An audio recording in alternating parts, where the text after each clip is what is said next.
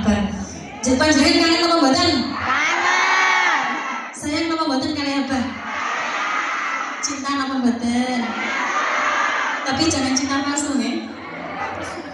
Monggo kepada Abah, waktu dan tempat kami persilahkan. Matur suwun yen Abah sampun memenuhi undangan kami. Terima kasih Abah.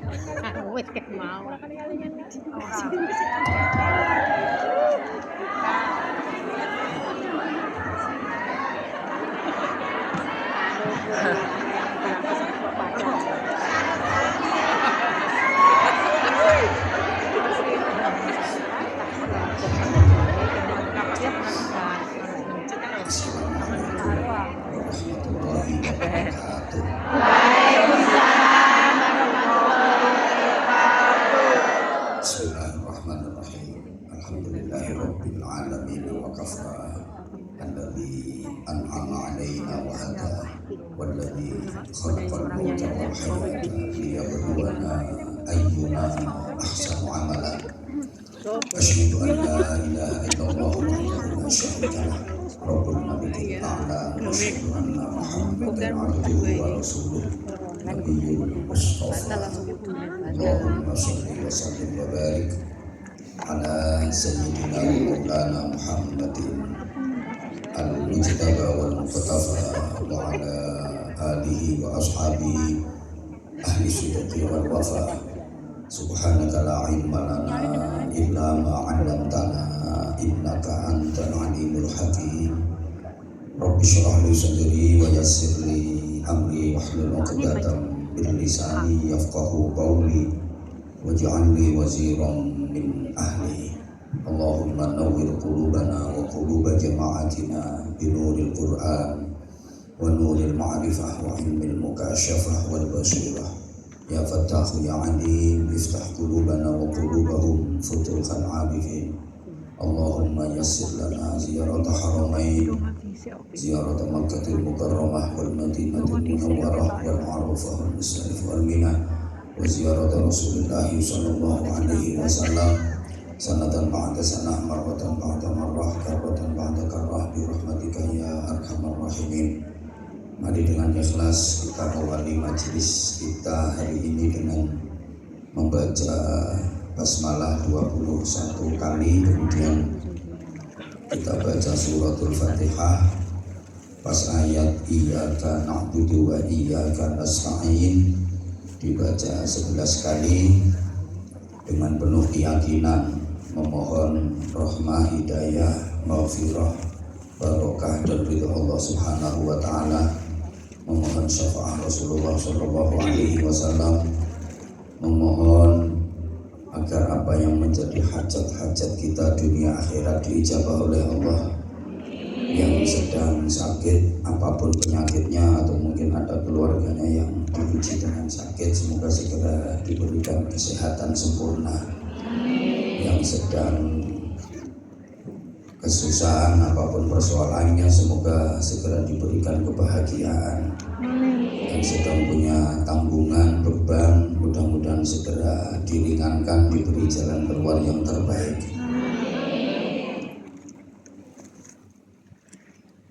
Jika kita niat mendoakan kedua orang tua kita, keluarga kita yang di Indonesia, mudah-mudahan semuanya dikaruniai penjagaan dari Allah Subhanahu wa taala, diselamatkan, diberkahi kehidupannya.